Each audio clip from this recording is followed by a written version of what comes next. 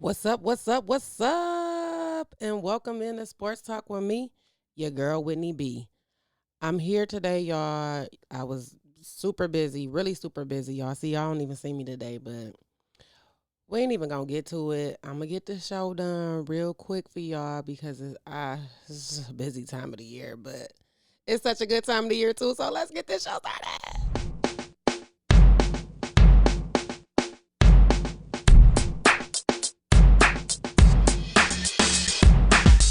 What's up? What's up? You are now tuned in to Sports Talk with me, your girl Whitney B.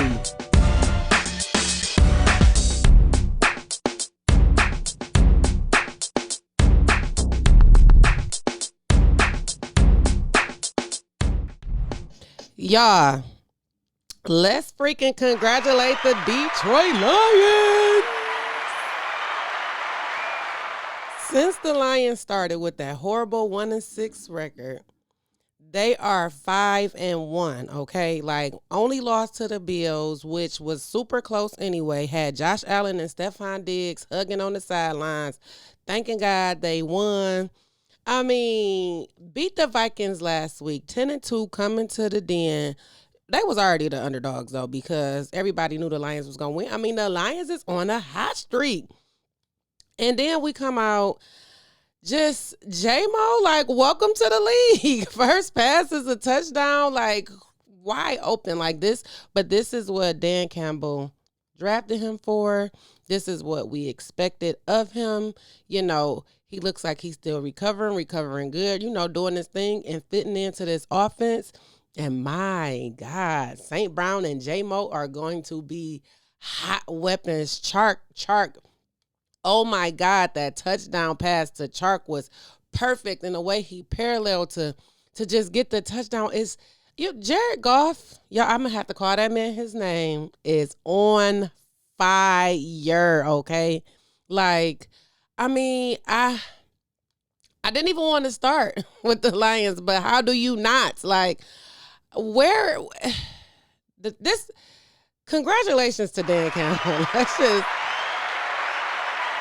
Let's give it up to Dan, Ben Johnson, Aaron Glenn. Like y'all, they really something clicked. Like Aubrey Pleasant, I felt like still was a sacrificial lamb, but you never know because when they fired him, the DBs automatically became DBs.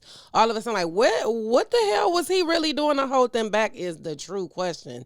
But it's just the defense altogether. Just they're waking up. Jeff Okuda was definitely missed. And last on Sunday in Sunday's game, I was about to say last week's game, but he was definitely missed on Sunday against Minnesota. First matchup, horrible stats for Justin Jefferson. Like, was it like 12 yards or something like that? It wasn't a lot, and that was something that was talked all across the league. And he said he wanted to come back to Detroit and do his thing and make it happen. And I mean, he did. It set a league record, franchise record for the Minnesota Vikings at least. But at the end of the day, yeah, we can go head on and say our goodbyes to Amani Oruwariye. I just don't see what he's bringing to the team. I was almost like that with Jeff Okuda. I mean, okay, so I don't know because I was about to say, you know what, let me go ahead and get him another opportunity, but I don't know. Thielen, they was the defense stopped the run though. Dalvin Cook had nowhere to go. I mean, even their defense though was stopping our run, but because Goff is just so amazing at the play action pass, and when he's not turning the ball over and he has that protection and he feels good, he's good. Now, a lot of criticism, I've heard about Goff is he's scared to take a hit. So was Matthew Stafford, and Matthew Stafford still is. I don't know if that's the difference between quarterbacks being drafted in Detroit or if it's just a quarterback thing across the league, because there's a lot of quarterbacks like the younger guys, they're physical. I mean, I feel like Josh Allen will run into you. Um, But you don't see Aaron Rodgers out here really trying to take a hit. I mean, I've seen him in games trying to do a little something, but that's not their thing. You know what I'm saying? So I just feel like that protection, that offensive line, when the Lions offense can be in the conversation to be a top 5 offense, when the Lions, period, whole team can be on the graphic for the playoffs, it's been a while. Like, my God, come on and win out, guys. Like, last 2 games of the season is definitely winnable. Actually, the last 3 games of the season is definitely winnable. The Jets, I do feel like the Lions is going to win. I feel like it's going to be a close game, but I think it's going to be the next hardest game that they have. But after pulling out that win against Minnesota, you know what I'm saying? I'm like, okay. The only problem is this is a road game, and I don't want to say, oh, that Dan Campbell on the road shit no more, because he won on the road against the Bears and against New York, the Giants. So he going into the Jets, and we gon' jet hell. Y'all don't mind me. But we gonna win. I do think we're gonna win. I think it's gonna be a close one. I think it's gonna be a nail biter. But I think the Detroit Lions, what Dan Campbell, I feel like, has been doing well these last couple of games, at least 6 games for sure, is out coaching these coaches. You know what I'm saying? And I know it's a lot of younger coaches and new coaches in the league, but he's doing things that they usually do to him, as far as making those adjustments and good coaching and not doing the stupid mistakes. Like, I did not understand the onside kick, like, especially from this offense. They practically make these onside kicks impossible. Impossible to recover, should I say. And you give this offense that field position with 3 minutes left. Like, it was going to be, I don't want to say a challenge for Goff, but it definitely would have been expected how the offense was driving all day for them to have at least gotten 3 points off that drive, just to seal the game so that there couldn't have been any kind of comeback, overtime, anything that would have done Detroit how they were done the first time by Minnesota in Minnesota. So I'm not sure if that was not an expectation of the coaching staff or somebody on that sideline. Like, no, I don't think that onside kick is going to work or is a great idea. So it goes to show you that we could not really depend on their defense. And, I mean, truthfully, our offense was hot. And our defense was hot as well, but our offense was hot. Let's talk about the defense, because Aiden Hutchinson, my God, that rookie. Y'all, this was like last year this time, okay? When I was saying Aiden Hutchinson should come to the Lions, and he was not even in the talk of the top of the picks. And this was just my dream come true, and I'm so happy it's playing out like this. Like, I know Sauce Gardner is in the front running for Defensive Rookie of the Year, but the way Aiden Hutchinson is sacking, I think if he get like 3 or 4 more sacks, or at least if he get like 1.5 sacks in each one of these last 4 games of the season, like, Aiden Hutchinson might be definitely putting Sauce, giving him a run for his money. But I don't know. I wonder who they're gonna put Sauce on Sunday, because he can't guard everybody. And I know they do have a good defense, especially a decent secondary. And Robert Saleh, he is a good coach. Remember, they wanted him in Detroit, hometown native. I think he's from Dearborn, yeah. So, yeah, but that offense is hot, man. And it's just Dan Campbell and that fake punt and Moore getting all them yards, but then we had to come back. But anywho, it was, it's just, I'm loving this team. Like, this 5-1 team. What I'm loving also is just when I watch my sports shows or when I listen to my podcast, it's never like their full record. no one wants to talk about the 1-6 team. So they're not seen as a 6-7 team. They're seen as a 5-1 team. So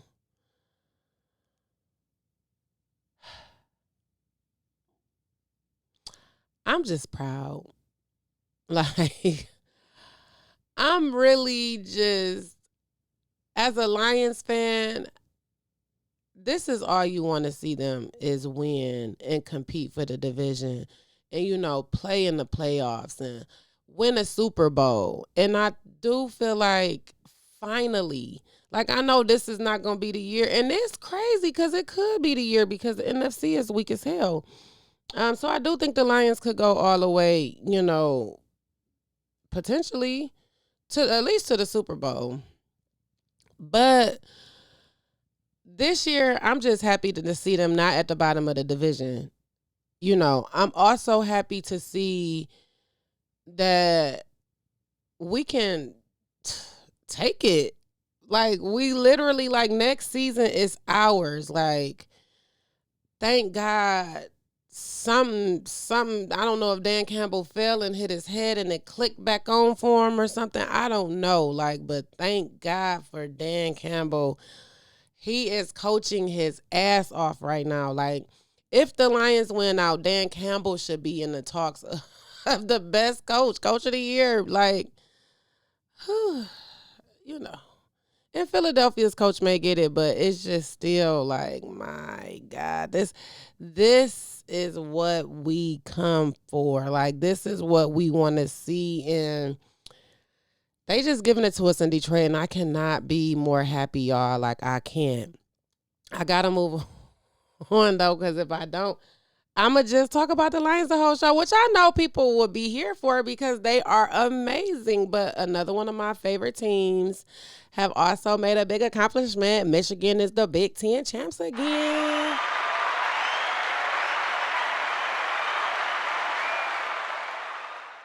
Y'all. So after Michigan whooped Ohio State's ass, we knew that. They didn't know that. But okay, we go in the horseshoe.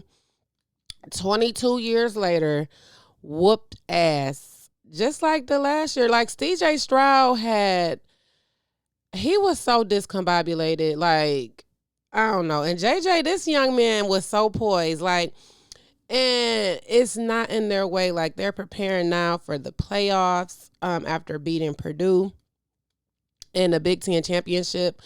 And here come the spoiler makers, y'all beware. Like, we're not. And what I really think sucks is the fact that Blake Horn got hurt, because I do think that Blake Horn would have definitely been a finalist for the Heisman, but he got hurt in that Illinois game and played that one snap against Ohio State, and it was like, and he had to get that career-ending knee surgery, and it sucks for him. It definitely, but I do think a team will pick him up, even though he hurt, I do think a team will pick him up like J-Mo. Like, he is a good running back. And some of these teams need a run game for sure. But we're not going to talk about the NFL because I'm going to go back to the Lions. But I'm not talking about the Lions needing a run game. Even though y'all know how I feel about Swift, but Swift, he's trying to do Swift things. So I don't. So but yeah. So Donovan Edwards, the next man up mentality. He come and he do his thing, and he shows why Michigan will be a powerhouse with or without any of them. Like, their run game, it's like no one is groomed on that team. It's like everyone is, even though this is the number one, you're the number two, you may be the number three or whatever.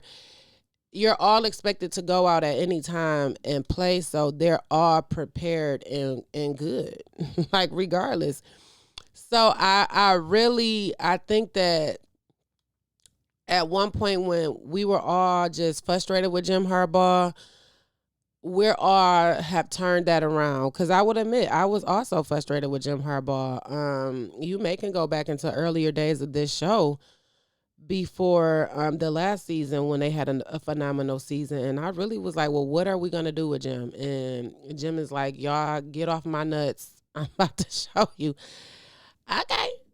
So, with that being said, yes, we had to back up off of them, but it's just amazing to see how the program is becoming such a powerhouse. You know, what Michigan is, what Michigan have been, and now let's move Michigan forward to a national championship and win that mud. Like, I mean, TCU is a good team. You know what I'm saying? Like, I mean, they did lose in their championship game, but I think they're a good team. I think that their quarterback is a great quarterback. He has a great vision of the field.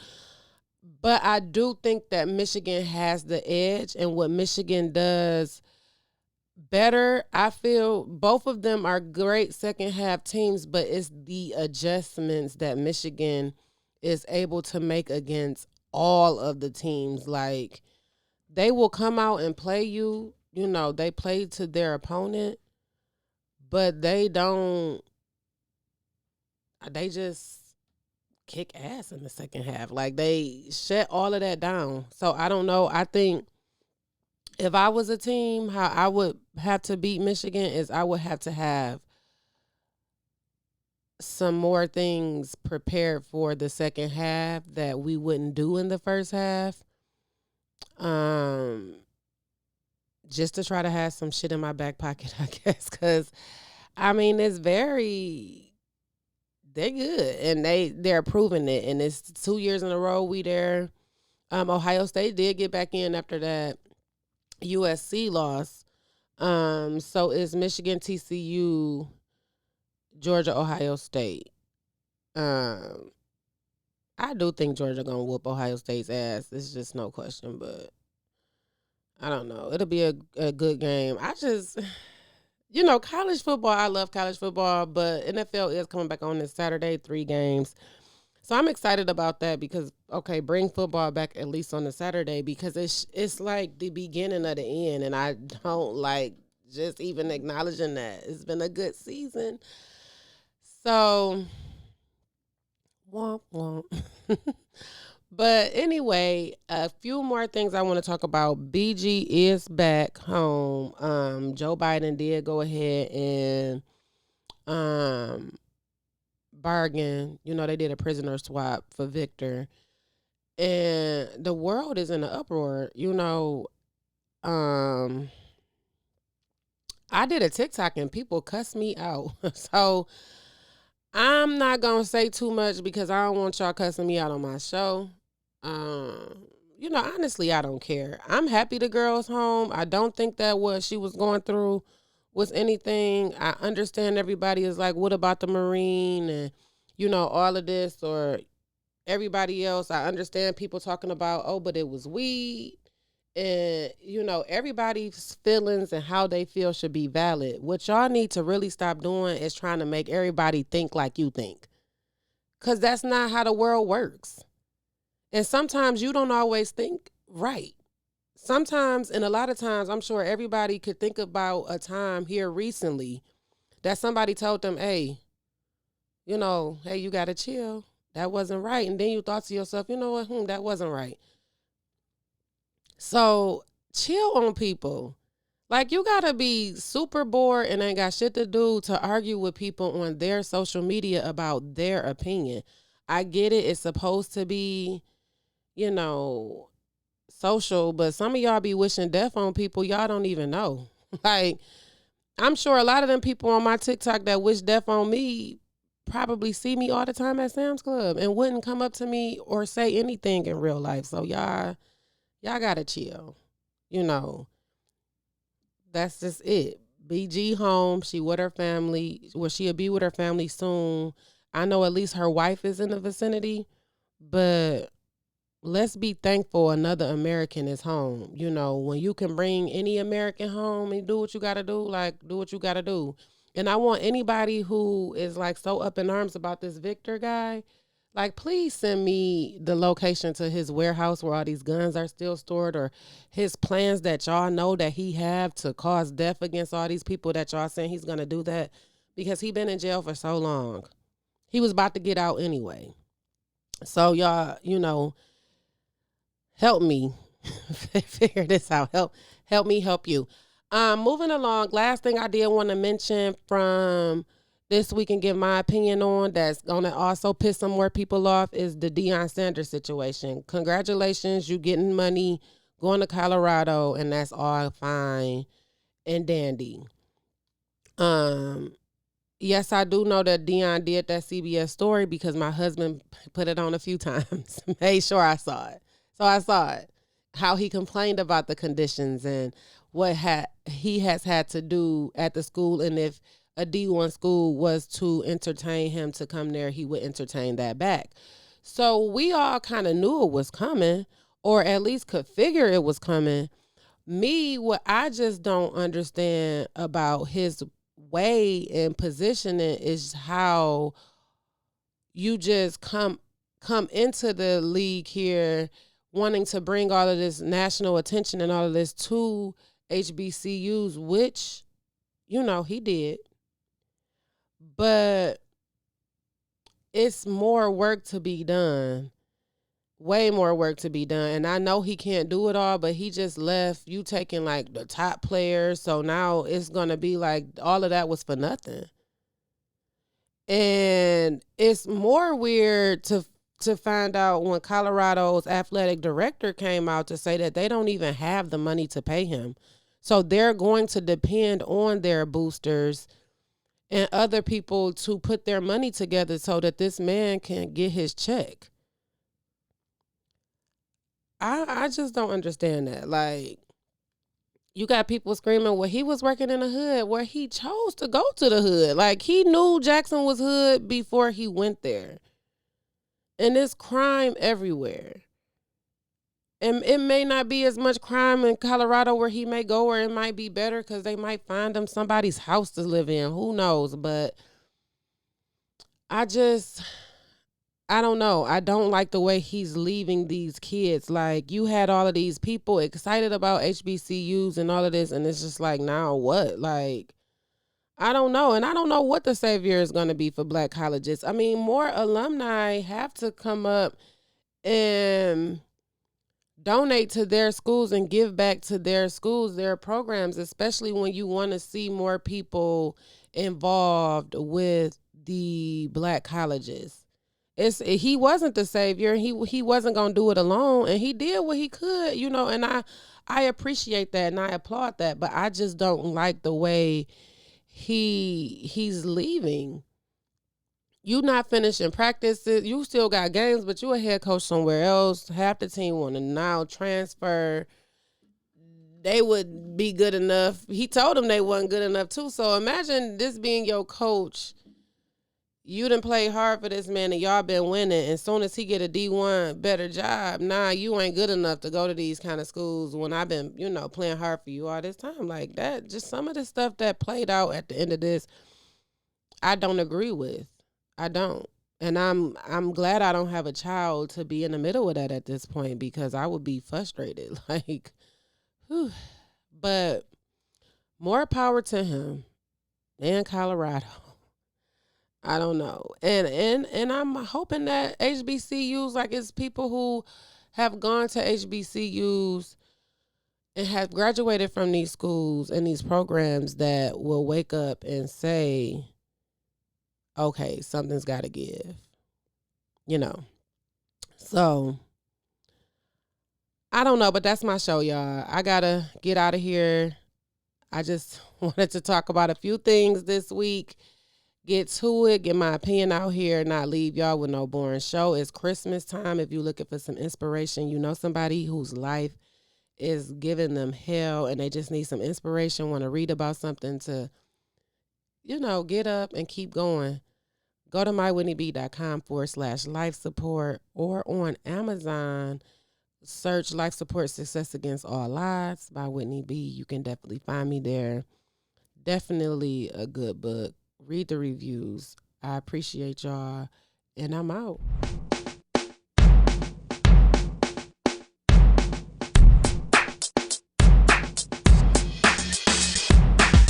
What's up? What's up? You are now tuned in to Sports Talk with me, your girl Whitney B.